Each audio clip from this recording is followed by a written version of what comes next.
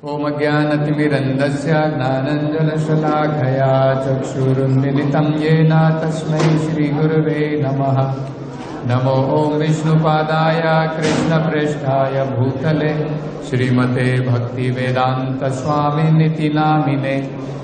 नमस्ते सरस्वती देवे गौरवाणी प्रचारिणे निर्विशेषा शून्यवादी पाश्चात्यदेशतारिणे।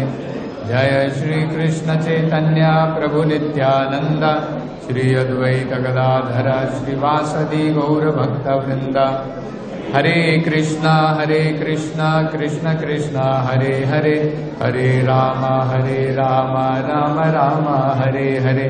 हरे कृष्णा कृष्ण कृष्ण हरे हरे, हरे राम राम राम हरे हरे। हरे कृष्णा कृष्ण कृष्ण हरे हरे, हरे राम राम राम हरे हरे। हरे कृष्णा। एक 15 मिनट आज के महत्वपूर्ण दिन के बारे में, उसका क्या महत्व है उसको समझने का प्रयास करें। तो संयोगवश इस बार वैकुंठ एकादशी और गीता जयंती दोनों एक ही दिन है। वैकुंठ एकादशी वेदों में बताया है सभी दिनों में एकादशी का दिन अत्यंत महत्वपूर्ण माना जाता है। ये जो दिन है एकादशी के दिन, जितना ज्यादा हम अपनी तरफ से भौतिक इंद्रिय तृप्ति, भौतिक कार्यों को विराम देके भगवान की सेवा में अगर हम अपना समय उपयोग करते हैं तो एकादशी के दिन बताया जाता है हजारों गुना उसका फल हमें मिलता है। जैसे कई बार आपने देखा होगा, कई बार नहीं, प्रैक्टिकली हमेशा हर एक कुछ फेस्टिवल होता है, नया साल आता है तो अनेकों प्रकार के आपको जो है प्रोडक्ट्स के ऊपर, उत्पादों के ऊपर डिस्काउंट मिलता है। 50% ऑफ, 60% ऑफ, 80% ऑफ। एकादशी का दिन एक प्रकार से 100% डिस्काउंट है, क्योंकि एकादशी के दिन जब हम व्रत करते हैं अन्न का आहार नहीं करते हैं, केवल अगर हम चाहें तो फल लेते हैं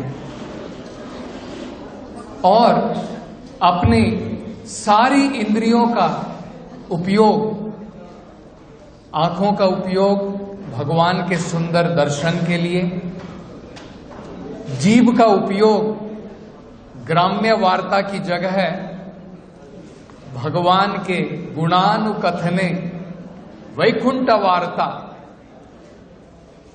कृष्ण कथा, भगवान की महिमाओं का गान करने के लिए, कीर्तन करने के लिए, कानों का उपयोग भगवान की कथा सुनने के लिए, भगवान के नाम को सुनने के लिए, श्रवण के लिए। इसी प्रकार अपने पांव का उपयोग लोग जो हैं अनेकों जगहों पर जाते हैं, सिनेमा घरों में जाते हैं, मदिरा का पान करने के लिए जाते हैं।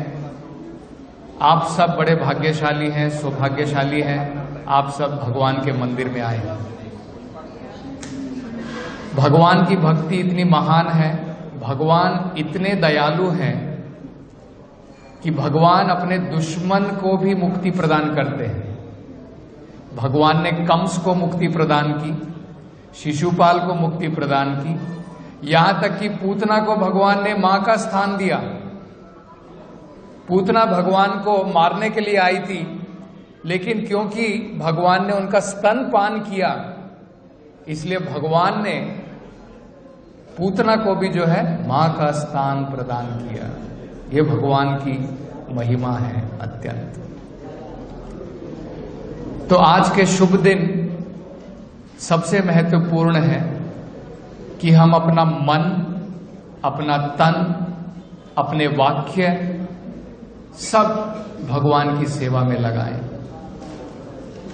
भगवत गीता में भगवान कहते हैं 2 प्रकार के प्रयास होते हैं, एक भौतिक प्रयास, एक आध्यात्मिक प्रयास।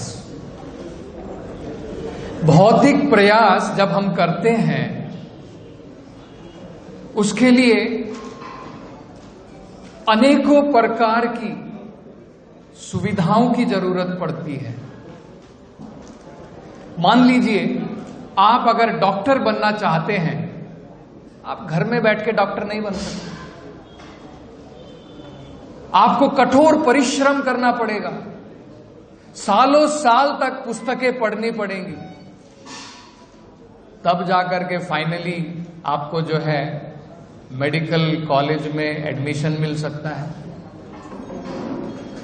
मेडिकल कॉलेज में दाखिला होने के बाद कोई गारंटी नहीं है कि आप डॉक्टर बनेंगे। अगर आप फेल हो गए 2-3 साल, फिर डॉक्टर नहीं बनेंगे। इतना आपने प्रयास किया, मेडिकल कॉलेज में एडमिशन लिया और उसके बाद आप 1-2 साल फेल हो गए, डॉक्टर नहीं बन सकते। आप नहीं कह सकते कि नहीं मैंने 1 साल पास किया है, 1 ईयर। आपने अगर 4 साल भी पास किए हैं, 5th ईयर में अगर आप फेल हो जाते, आपको डॉक्टर की डिग्री नहीं मिलेगी। लेकिन भगवान की भक्ति उस प्रकार की नहीं है।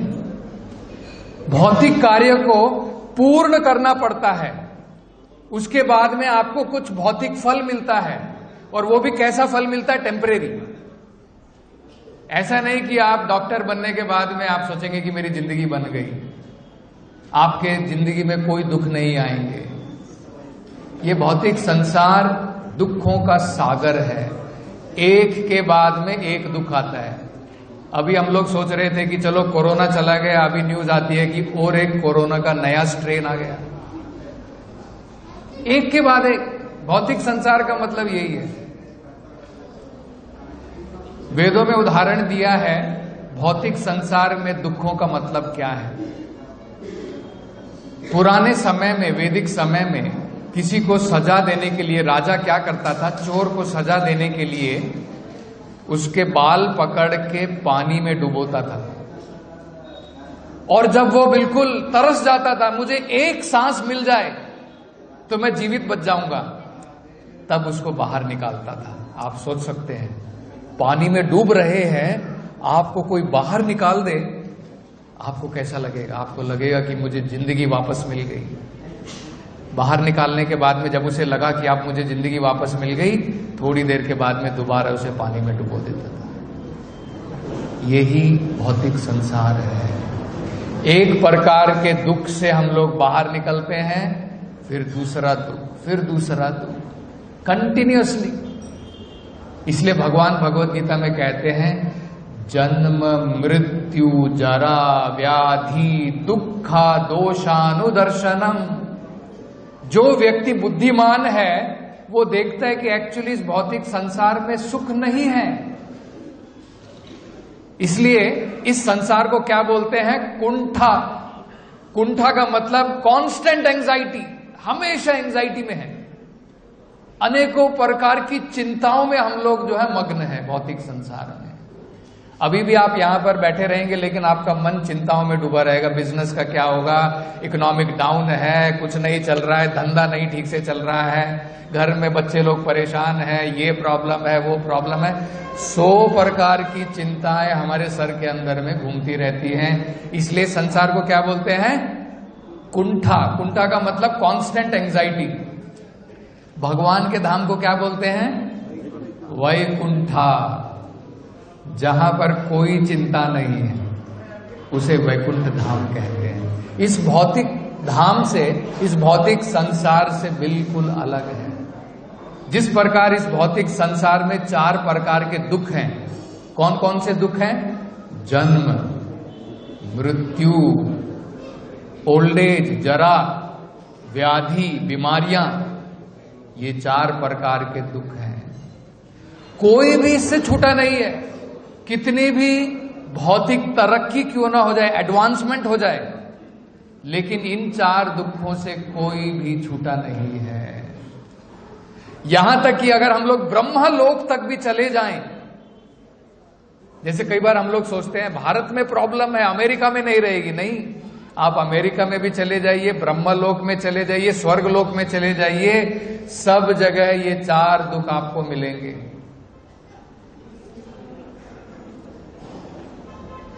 तो भगवान की भक्ति का प्रयास अलग है। मैं जो आपको महत्वपूर्ण पॉइंट बताना चाहता हूं, 2 प्रयास होते हैं। भौतिक प्रयास, भौतिक प्रयास में प्रयास करना भी दुख है, कठोर परिश्रम भी दुख है ना। बच्चों को आप देखिए, बच्चा हमेशा खेलना चाहता है, लेकिन हमें उसे जो है जोर जबरदस्ती करके पढ़ाना पड़ता है, दुख में है। पैसा कमाने के लिए दुख लेना पड़ता है, अनेकों प्रकार के पापड़ बेलने पड़ते हैं। भौतिक संसार है, मतलब भौतिक संसार में प्रयास भी दुख। अब जब फल को पाते हैं, वो फल भी टेम्परेरी है। आपके पास में पैसा आ गया, बाद में पैसा जब नहीं था तब आपको चिंता थी, कुछ भी नहीं है खाने के लिए। बहुत पैसा आ गया तब भी आपको चिंता बनी है, अरे मेरा घर इतना मल्टी स्टोरीड बिल्डिंग है, इतना पैसा है, इतना धन मैंने रखा है। तब आपको सिक्योरिटी रखनी पड़ती है, चिंता है, क्योंकि लोगों की नजर रही। तो जब आपके पास में पैसा नहीं था तब चिंता, पैसा आने के बाद में भी चिंता। हम चिंता से मुक्त कब हैं? मतलब भौतिक संसार में टेम्परेरी है, जो भी हमें फल मिलता है सब टेम्परेरी है। आध्यात्मिक प्रयास में आप देखिए कितना डिफरेंस है। और मैं जैसा आपको बता रहा था, भौतिक प्रयास में थोड़ा फल, टेम्परेरी फल पाने के लिए भी आपको उस कार्य को पूरा करना पड़ता है। आप इंजीनियरिंग पढ़ रहे हैं, डॉक्टरी पढ़ रहे हैं, उसको पूरा करने के बाद में आपको वो फल मिलेगा। भगवान की भक्ति इस प्रकार की नहीं है। भगवान की भक्ति में प्रयास करने में ही सुख है। सुसुखम कर्तुम। भगवान की भक्ति कैसे की जाती है? एक पांव के ऊपर खड़े होकर के नहीं की जाती है। हिमालय में जाओ, पानी मत पियो, हवा मत लो, कुछ मत खाओ, ऐसा नहीं है। भगवान की भक्ति सुख के साथ की जाती है। सुसुखम कर्तुम अव्ययम। और इसका जो आपको फल मिलेगा भगवान की भक्ति का, वो परमानेंट है, उसे कहते हैं सत्य। ये भौतिक संसार में जो भी आपको मिलेगा वो क्या है? असत्य। इस भौतिक संसार में केवल अंधकार है। आध्यात्मिक हमें जब ज्ञान मिलेगा वो चमत्कार है, उसे कहते हैं चित्त। चित्त मतलब पूर्ण ज्ञान। भौतिक संसार में केवल हम लोग दुख भोगते हैं। आध्यात्मिक भगवान की भक्ति सुख के द्वारा की जाती है और उसका अंत भी अत्यंत सुखमयी है। आनंद, सत्य, चित्त और आनंद। भौतिक संसार में जन्म, मृत्यु, जरा, व्याधि, असत, अचित, निरानंद। आध्यात्मिक संसार में, आध्यात्मिक प्रयास में सत्य, चित्त, आनंद। और भगवत गीता इसीलिए भगवान ने इस संसार में दी है।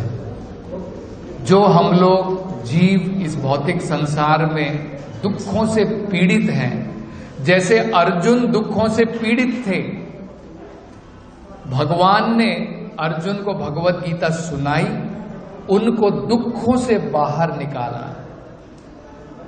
अर्जुन जो ये नहीं समझ पा रहे थे उन्हें क्या करना चाहिए, क्या नहीं करना चाहिए, वो कह रहे थे भगवान मैं युद्ध नहीं करूंगा। भगवान ने भगवत गीता सुनाई जिससे अर्जुन को ये समझ में आए मेरा कर्तव्य क्या है, मुझे क्या करना है। तो आज के शुभ दिन ही भगवान ने ये भगवत गीता इस भौतिक संसार में प्रदान की। तब प्रश्न उठ सकता है, हम लोग बोलेंगे ठीक है प्रभु जी आप भगवत गीता बोल रहे हैं, लेकिन हमारे सनातन धर्म में तो बहुत सारे वेद हैं, 4 वेद हैं, 108 उपनिषद हैं, इतने सारे पुराण हैं, 18 पुराण बोली जाती, इतने सारे पुराण हैं, किसको पढ़ूं? इसलिए भगवत गीता को क्या कहते हैं? गीतो उपनिषद। सारे वेदों का सार उपनिषद में है और सारे उपनिषदों का सार भगवत गीता में है। जिस प्रकार शंकराचार्य कहते हैं, ये उदाहरण देते हैं, ये बहुत सुंदर उदाहरण है। गाय का सबसे महत्वपूर्ण उत्पाद क्या होता है? उसका दूध होता है। गाय का मूत्र भी है, सब कुछ है, गोबर है, सब महत्वपूर्ण है, लेकिन सबसे महत्वपूर्ण गाय का दूध होता है। शंकराचार्य जी कहते हैं अगर सारे उपनिषद गाय हैं, भगवत गीता उन गाय का दूध है।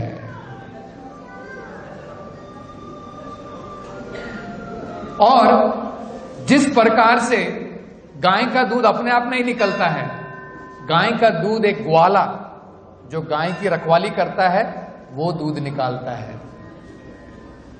इसी प्रकार से भगवान कृष्ण स्वयं वेदों का सार निकाल करके दूध रूपी अमृत में, गीता रूपी अमृत में हमको प्रदान करते हैं। ये भगवत गीता है। भगवत गीता कोई ऑर्डिनरी किताब नहीं है, सभी वेदों का सार है भगवत गीता। अगला प्रश्न उठेगा, प्रभु जी मार्केट के अंदर में 100 के ऊपर गीता है, कौन सी गीता पढ़ूं? है ना, यह भी प्रश्न उठ सकता है। गीता प्रेस की गीता है, अरविंदो की गीता है, राधा कृष्णन की गीता है, पॉलिटिशियंस की गीता है, साइंटिस्ट ने भी गीता के ऊपर टिप्पणी लिखी है, कौन सी गीता पढ़नी चाहिए मुझे? प्रभुपाद जी से भी यह प्रश्न पूछा गया था।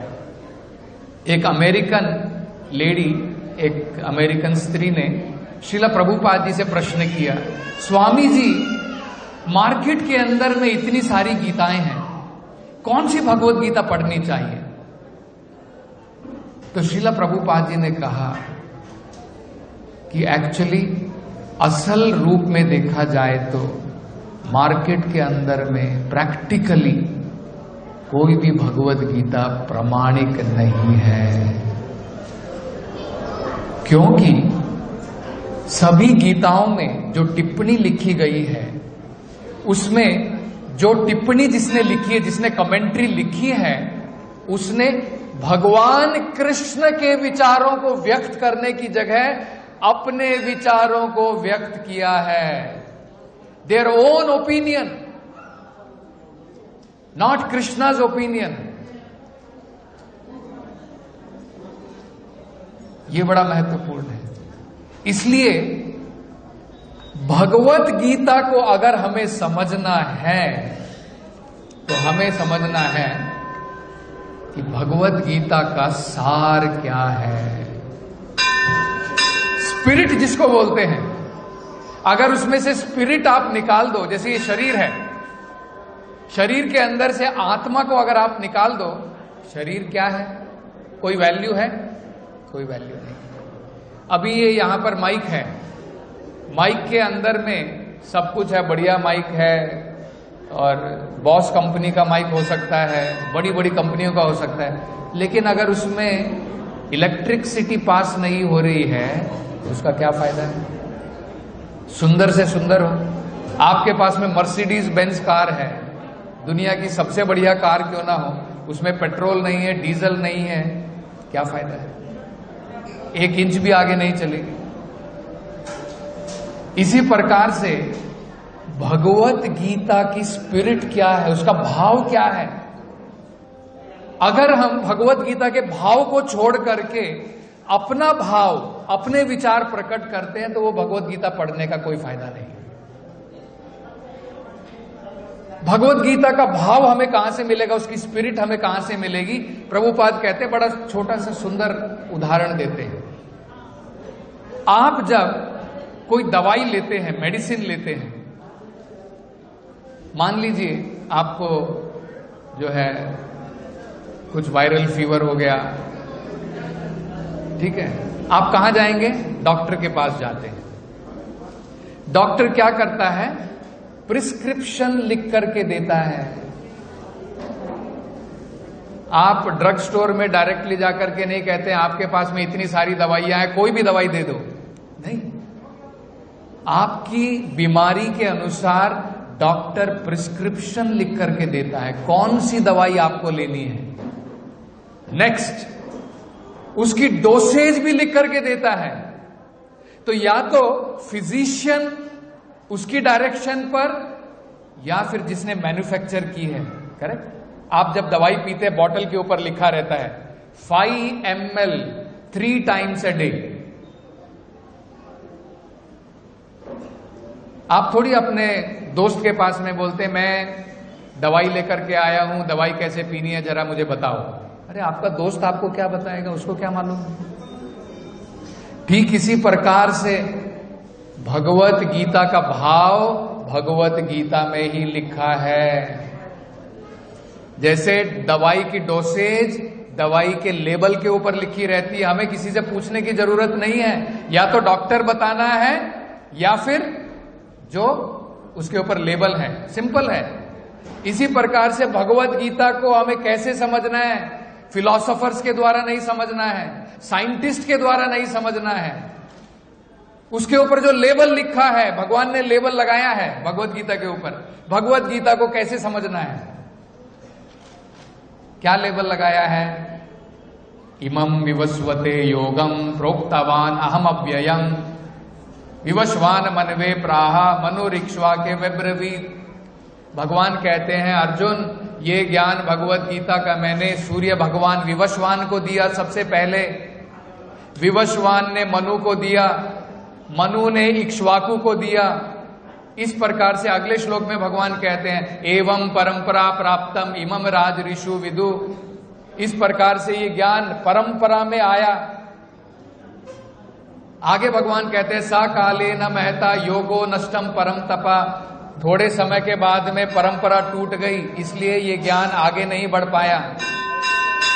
नेक्स्ट श्लोक में भगवान कहते हैं सब एव, भगवान कहते हैं वही ज्ञान मया तेद्या, वही ज्ञान पुरातन ज्ञान मैं तुम्हें दोबारा दे रहा हूं अर्जुन।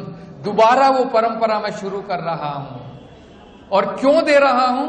भक्तोसी में सखा चैती, क्योंकि तुम मेरे भक्त हो, मेरे सखा हो। सा एवायम मया तेद्या योगः प्रोक्त पुरातना भक्तोसी में सखा चेती रहस्यम ये तम उत्तमम। ये रहस्य मैं तुम्हें क्यों दे रहा हूं?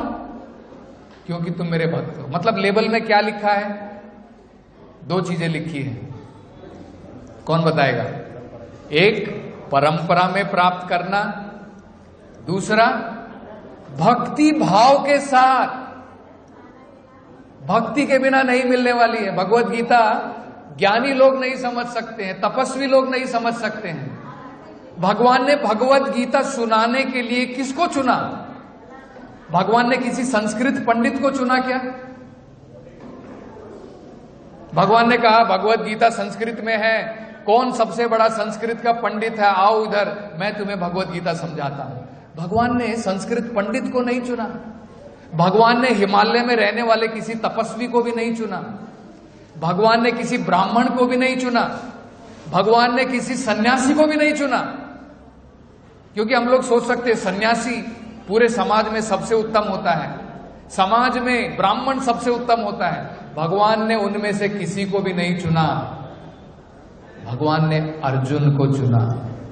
क्यों चुना? भगवान कहते हैं भक्तोसी, तुम मेरे भक्त हो। और भक्ति में भी कैसे हो? घनिष्ठ संबंध है, सखा चैती। ये ऐसा नहीं अर्जुन बोल रहे हैं भगवान मेरे मन के अंदर में भक्ति है, नहीं, भगवान के साथ में रिलेशन है। जिसके साथ में रिलेशन है उसके साथ में आदान प्रदान है। जैसे मान लीजिए आपके बेटे का बर्थडे है, आप अपने बेटे को बोलते हो क्या, बेटा मेरा प्रेम मेरे मन के अंदर में है, बस खुश रहो, आज तुम्हारा बर्थडे है, मेरा प्रेम मेरे मन में है, बस। नहीं, जब आपका प्रेम होता है आप उस प्रेम को व्यक्त करते हो, है कि नहीं? एक्सप्रेशन में व्यक्त करते हो। आप उसके लिए गिफ्ट लेकर के आते हो, आप उसके लिए जो है सेलिब्रेशन करते हो। क्यों? क्योंकि आप उस प्रेम को व्यक्त करना चाहते हो। इसी प्रकार से भक्ति मन में भी होती है और भक्ति हमें बाहर एक्सप्रेस भी करनी है, व्यक्त करनी है। और एक्सप्रेशन के लिए भगवान ये नहीं कहते हैं कि तुम्हें बहुत बड़ी चीजों की जरूरत है। एक्सप्रेशन भगवान की भक्ति करने के लिए आपको धन दौलत की जरूरत नहीं है। भगवान कहते हैं पत्रम पुष्पम फलम तोयम। अगर तुम्हारे पास में हजारों रुपए हैं, हजारों रुपए अपने परिवार के लिए मत रखो, भगवान के लिए प्रदान करो। लेकिन अगर तुम्हारे पास में कुछ भी नहीं है, भगवान तब कहते हैं पत्रम पुष्पम फलम तोयम। ये नहीं कि मेरे पास में सब कुछ है, सारी लक्ष्मी, वो सब मेरे फैमिली के लिए, भगवान के लिए एक पत्ता लेकर के जाऊंगा बस मंदिर में, ऐसा नहीं है।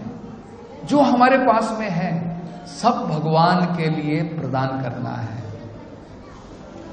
अगर गरीब आदमी है उसके पास में कुछ नहीं है, भगवान कहते कोई बात नहीं, एक फूल भी चढ़ाएगा तब भी भगवान उसकी भक्ति को एक्सेप्ट करते हैं। ये हमें समझना है। तो दो चीजें हैं, भगवान ने दो प्रिस्क्रिप्शन दी है भगवत गीता को समझने के लिए। क्या क्या है? एक परंपरा, दूसरी भगवान की भक्ति के द्वारा। तीसरा महत्वपूर्ण पॉइंट, भगवत गीता को वो व्यक्ति समझ सकता है जिसमें अर्जुन की जैसी क्वालिटी है, योग्यताएं हैं। इसलिए भगवान ने अर्जुन को पात्र बनाया। तो जिसके अंदर में अर्जुन जैसी योग्यताएं हैं, विशेषताएं हैं, गुण हैं, वो व्यक्ति भगवान की भगवत गीता को समझ सकता है। अर्जुन ने क्या कहा? भगवत गीता सुनने के बाद में अर्जुन भगवान को कहते हैं परम ब्रह्मा परम धामा पवित्रम परमम भवान। अर्जुन नहीं कहते हैं, जैसे एक फिलॉसफर है, बड़े फिलॉसफर हैं, काफी उनकी प्रसिद्ध है भगवत गीता की टिप्पणी। वो कहते हैं, जब भगवान भगवत गीता में कह रहे हैं मन मना भव मद भक्तो मद्याजी माम नमस्कुरु, भगवान 9th चैप्टर में कह रहे हैं, 9वें अध्याय में कह रहे हैं मेरे भक्त बनो, मेरी उपासना करो। मन मन भव मद भक्तो, मेरे भक्त बनो, मद्याजी माम नमस्कुरु, मेरी उपासना करो, मुझे नमस्कार करो। ये फिलॉसफर टिप्पणी करते हुए लिखते हैं जब कृष्ण कह रहे हैं उनकी उपासना करो, उनकी उपासना नहीं, कृष्ण के अंदर में जो अप्रकट ब्रह्मन है उसकी उपासना। अब पूरी भगवत गीता में आप देख लो, कहीं पर भी भगवान ने नहीं कहा है मेरे अंदर में अप्रकट ब्रह्मन है उसकी उपासना करो। ये घोर मूर्खता है। अर्जुन ने भी नहीं कहा, भगवत गीता सुनने के बाद में नहीं कहा भगवान आपकी उपासना नहीं करूंगा, आप परम ब्रह्मन नहीं है, आपके हृदय के अंदर में जो अप्रकट है वो ब्रह्मन है। नहीं, अर्जुन कहते हैं परम ब्रह्मा, आप परम ब्रह्मन है, परम धामा पवित्रम परमम भवान।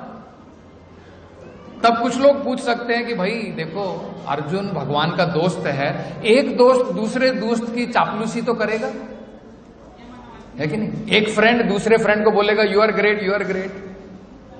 तो अर्जुन का क्या है? अर्जुन तो बोल सकता है। नहीं, केवल अर्जुन मात्र नहीं, अर्जुन कहते हैं असिता नारदा देवला व्यासा, बड़े बड़े महान भगवान के जो अन्य भक्त हुए हैं, वेद व्यास, वो भी कहते हैं भगवान परम ब्रह्मन है, देवल भी कहते हैं, असिता भी कहते हैं। नारद भी कहते हैं, और ये तो पहले के हैं, आज मध्वाचार्य, शंकराचार्य सब कहते हैं, रामानुजाचार्य सब कहते हैं। तो इस प्रकार से भक्ति भाव के द्वारा हमें भगवत गीता को समझना है। बिना भक्ति के हम बड़े संस्कृत के स्कॉलर भी क्यों ना बन जाएं, भगवत गीता हमारे हृदय के अंदर में प्रकाशित नहीं होगी। एक बड़ी सुंदर कथा है, उसके साथ में समाप्त करेंगे। आज के शुभ दिन, क्योंकि भगवत गीता जयंती है, मैं आपको यही बताना चाहता था कि भगवत गीता हमें कैसे समझनी है। एक सुंदर सी कथा है। आज से 500 साल पहले दक्षिण भारत में चैतन्य महाप्रभु जब तीर्थ यात्रा के लिए आए, वो रंगनाथ मंदिर में गए। उधर रंगनाथ मंदिर में उन्होंने देखा एक तरफ ब्राह्मण पंडितों का ग्रुप था, समूह था, और जोर जोर से हंस रहे हैं, और एक तरफ एक बड़ा ही जो है भोला भाला ब्राह्मण वो भगवत गीता पढ़ने का प्रयास कर रहा है, और उससे सही प्रकार से उच्चारण नहीं हो रहा है। भगवत गीता संस्कृत में है और सब लोग संस्कृत का सही प्रकार से उच्चारण नहीं कर सकते हैं, उसके उच्चारण में गलतियां थी। जैसे अमेरिकन लोग जब अगर संस्कृत पढ़ेंगे तो आप समझ सकते हैं वो किस प्रकार से संस्कृत बोलेंगे। वो कृष्ण को कृष्ण कृष्ण ऐसे बोलेंगे। तो ये लोग हंस रहे थे किस प्रकार से उच्चारण कर रहा है। और ये जो ब्राह्मण जो भगवत गीता पढ़ रहा है, लगातार उसकी आंखों से आंसू बह रहे हैं। तो चैतन्य महाप्रभु आए, उन्होंने ये संदर्भ देखा, तब जाकर के जो है इस ब्राह्मण से पूछा, हे ब्राह्मण, ये बाकी के ब्राह्मण तुम्हारे ऊपर क्यों हंस रहे हैं? उन्होंने कहा, महाप्रभु, मेरे गुरु ने मुझे आज्ञा दी है रोज भगवत गीता मुझे पढ़ना है, लेकिन क्या करूं, मुझे भगवत गीता संस्कृत में उसका उच्चारण नहीं आता है, मैं क्या कर सकता हूं? तो बोले, तो इसके लिए तुम्हारा मजाक उड़ा रहे हैं? बोले, हाँ, इसके लिए मेरा मजाक उड़ा रहे हैं। और इसके कारण क्या तुम रो रहे हो? तुम्हारी आंखों में अश्रु क्या इसलिए है?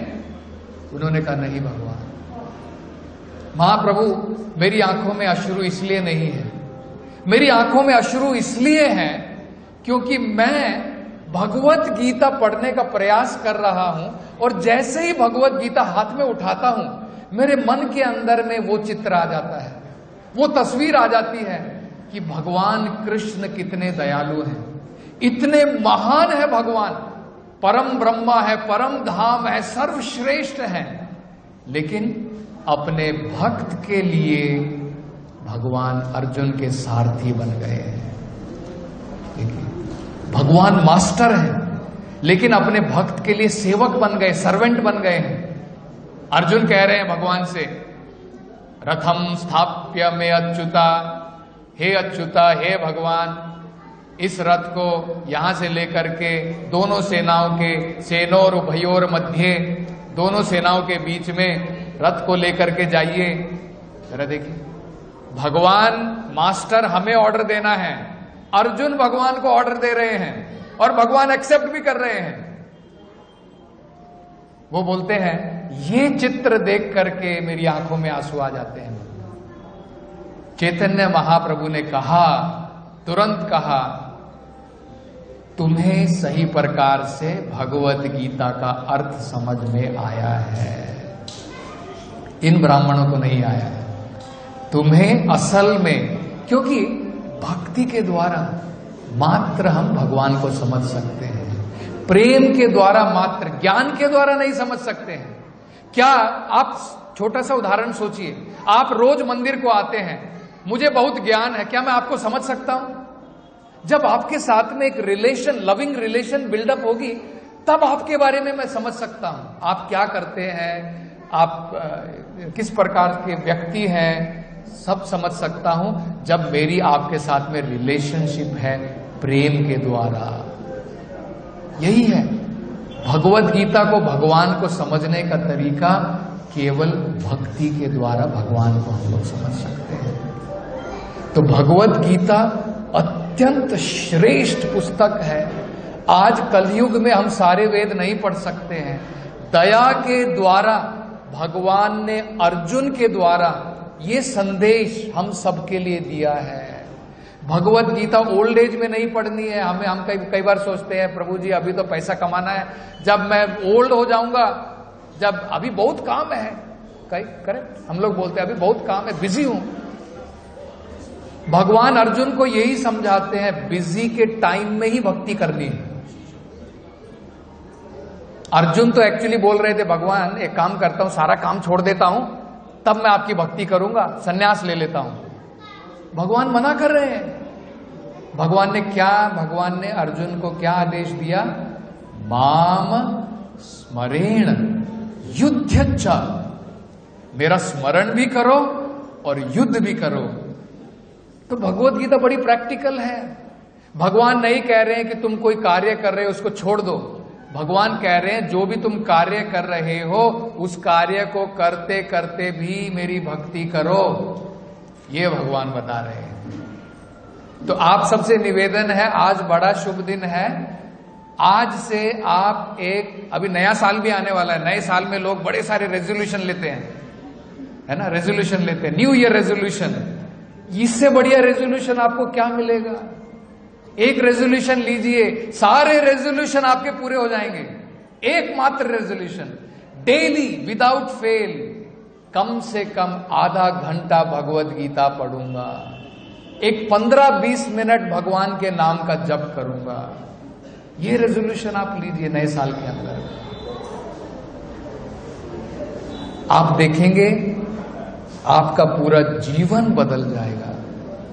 आपका जीवन जो है सुख, शांति, समृद्धि सब आपके साथ में आएगी। यत्र योगेश्वर कृष्णा यत्र पार्थ धनुर्धरा, जहां पर कृष्ण है और जहां पर अर्जुन जैसे महान भक्त हैं, तत्र श्री विजया, सब आ जाते हैं।